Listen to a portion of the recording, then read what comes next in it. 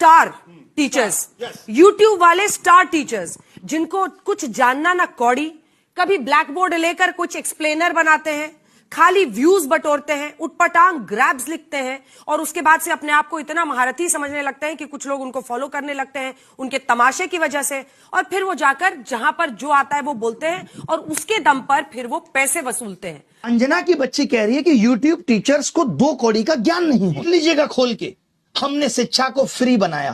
कहती है कि टीचर सबको कुछ आता जाता नहीं है। अच्छा तो तुम ही पढ़ाओ, हम लोग पढ़ने आ रहे हैं, पढ़ाओ पढ़ाओ कि 2000 के नोट में चिप लगा हुआ है, पढ़ाओ पढ़ाओ कि कैसे तलवे चाटे जाते हैं, हम लोग भी आके सीखेंगे। वैसे जब भी मैं वीडियो की शुरुआत करता हूं तब शुरू में मैं ख़बरों को हाईलाइट करता हूं, कुछ हिंट के तौर पर बताता हूं, मगर इस वीडियो में मैं क्या ही हिंट के तौर पर बताऊंगा। एक एक पॉइंट्स पर मैं जो बात करने वाला हूं वो बड़ा अहम और इम्पोर्टेंट रोल प्ले करेगा आपकी ज़िंदगी के लिए, आपके लिए।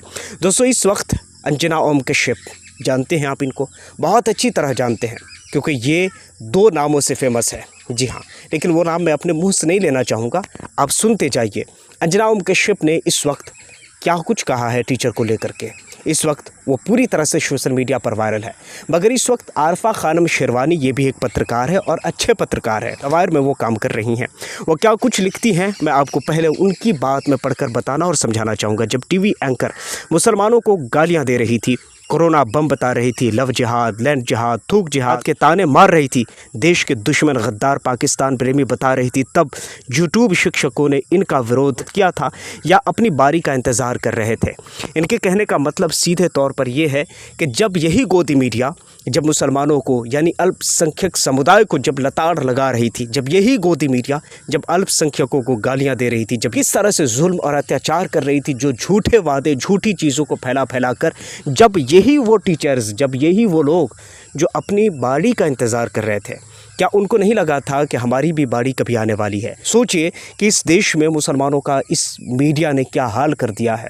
देखिए, चौथा स्तंभ से लेकर 157 रैंक पर आने वाली ये मीडिया किस तरह से अल्पसंख्यक समुदाय पर अत्याचार और जुल्म कर रही थी। तब ये तमाम पढ़े लिखे और एजुकेटेड लोग नहीं बोल रहे थे आरफा खानम के मुताबिक, लेकिन इस वक्त ये तमाम लोग अब बोल रहे हैं क्योंकि अब बात इन पर आई है। और सेम यही चीज़ मैं कहना चाहता हूँ कि लगेंगी आग तो आएंगे कई घर जद में, क्योंकि यहाँ पर सिर्फ हमारा मकान थोड़ी है। अब हम एसी रूम में बैठ करके सरकार की दलाली और चमचागिरी करें तो ये बड़ा आसान है, और मैं आपको दावे से कह सकता हूँ कि मेरे अंदर वो कलाकारी है। अगर मैं चाहूँ, अगर चाटुकारिता करने पर आ जाऊँ तो मैं दावे के साथ कहता हूँ लिखित रूप से महीने बीत जाएंगे और मेरे जेब में बहुत पैसे भी होंगे। उस दिन मेरे लिए सब्सक्राइबर और फॉलोअर्स बड़ी चीज़ नहीं है, क्योंकि चाटुकारिता करने के लिए क्या क्या ज़रूरी चीज़ें होती हैं ना, ये सारी की सारी चीज़ों को मैं बहुत अच्छी तरह जानता हूँ।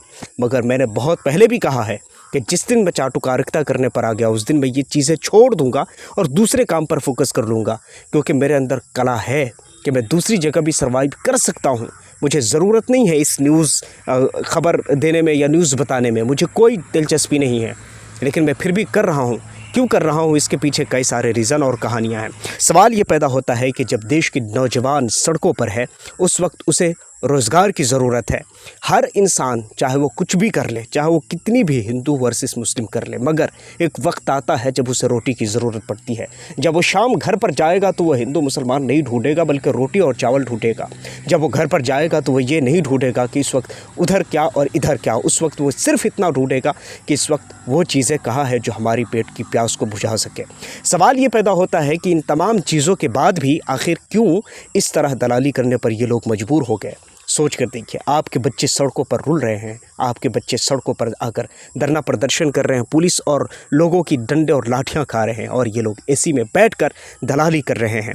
सवाल ये नहीं है कि इस वक्त सरकारी तौर पर क्या कुछ हो रहा है, सवाल ये है कि आपने क्या कुछ किया है। मैं इस दावे से ये कहता हूँ कि ये देश लोकतंत्र है और सचमुच का लोकतंत्र है, और जहाँ पर लोकतंत्र है वहाँ पर ये बात कहा जाए कि वो दलाली कर रहा है और ये नहीं कर रहा, वो ये कर रहा है, वो ये नहीं कर रहा है, मुझे लगता है ये सिर्फ़ और सिर्फ मजाक हो सकता है। मैं सवाल पूछता हूँ उन बच्चों की पेरेंट्स से जिनके बच्चे आज सड़कों पर मार खा रहे हैं। जब वोटिंग की बात आती है तो वो कहाँ चले जाते हैं? जब उस वक्त जब अपने हक और अधिकार की बात करने की बात आती है तो कभी 10,000 में, तो कभी किसी योजना, तो कभी किसी योजना में बिक जाने वाले, और आज उनके बच्चे अगर सड़कों पर मार खा रहे हैं तो हम ये किस मुंह से कहें कि इस वक्त देश के अंदर डेमोक्रेसी नहीं है। अगर डेमोक्रेसी नहीं होती तो 10,000 में अपने वोट को बेच करके और क्यों वो अपने बच्चों को डंडे खिलवा रही होती। सवाल ये है, मेन पॉइंट ये है। तो इस वक्त अगर हम सीधे तौर पर अगर कहना चाहें कि सरकार की गलती है, मैं बिल्कुल नहीं कहूँगा कि सरकार की गलती है। गलती यहाँ सिर्फ सरकार की नहीं होती है, क्योंकि आज हमें आज़ाद हुए 80 साल हुए हैं और इन 80 सालों में हम कहाँ हैं और हमारे साथ आज़ाद होने वाले कई देश वो कहाँ हैं, हमें देखना होगा। लेकिन जब भी कंपैरिजन की बात आती है तो हम पाकिस्तान से बाहर कभी जाते नहीं हैं। अफ़गानिस्तान से हम कंपैरिजन करते हैं, नेपाल से हम कंपैरिजन करते हैं। तो क्या हमारा कंपैरिजन करना क्या सही है? इस वक्त सरकार जो कर रही है, अगर हम उसे सीधे तौर पर कहें कि यह गलत है तो बिल्कुल गलत है। मैं क्यों कहूँगा कि यह गलत है? क्यों आपके हाथ में 5 साल के बाद ये इख्तियार नहीं दिया जाता कि आप अपने उस सरकार को चुनो जो आपके लिए काम कर सके? क्या आपने इसलिए चुना था? नहीं चुना था। आपने इसलिए नहीं चुना था कि आपके लिए, आपके बच्चों के लिए, आपके भविष्यों के लिए कुछ काम कर सके। आपने तो चुना नहीं। तो हम ये कैसे कह सकते हैं कि सरकार की गलती है? अब आइए खबरों में और आगे बात करें। खबर यह है कि तमिलनाडु के अंदर में उदयनिधि एक नेता है जो कि TVK के विपक्षी है। अब ये विपक्षी सवाल कर रहे हैं कि सर 15 दिनों में 25 मर्डर हो चुके हैं। ये तमिलनाडु है या उत्तर प्रदेश है? अब मैं ऐसा क्यों, इस खबर को क्यों मैंने चूज़ किया है, ज़रा सोचिए। आपके भारत यानी कि इसी भारत में उत्तर प्रदेश है और इसी भारत में तमिलनाडु भी है। इस मंत्री जी ने ऐसा क्यों कहा है? क्या इस मंत्री जी को उत्तर प्रदेश का ख़राब लगता है?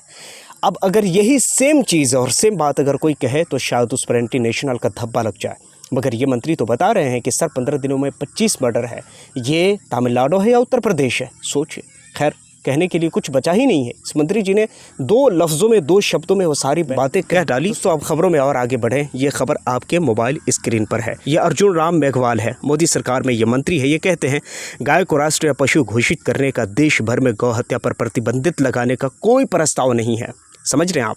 ये खबर है प्रधानमंत्री मोदी के बीच में उनकी पार्टी में रहने वाले मंत्री का।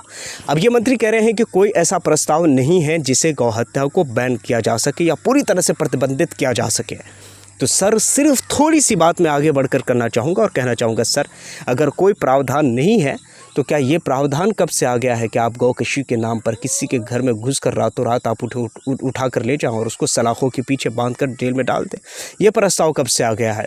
सर इसी देश में अगर ये प्रस्ताव नहीं हो सकता है तो ये प्रस्ताव कब से आ गया है कि किसी भी इंसान को उठाओ और जेल में डाल दो गौ हत्या के आरोप में?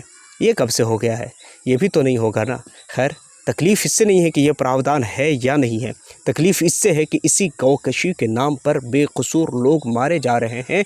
उन लोगों की हत्या पर आरोप कब और कैसे लगेंगे? इस वक्त आप क्या सोचते हैं इन तमाम चीज़ों के बारे में? नीचे कमेंट सेक्शन में ज़रूर बताइएगा। पहली बार आए हैं सब्सक्राइब ज़रूर कर लीजिए, बेल आइकन को प्रेस कर लीजिए। अपना बहुत सारा ख्याल रखिए। मिलता हूँ किसी और वीडियो टॉपिक के साथ। जब तक के लिए थैंक यू फॉर वॉचिंग।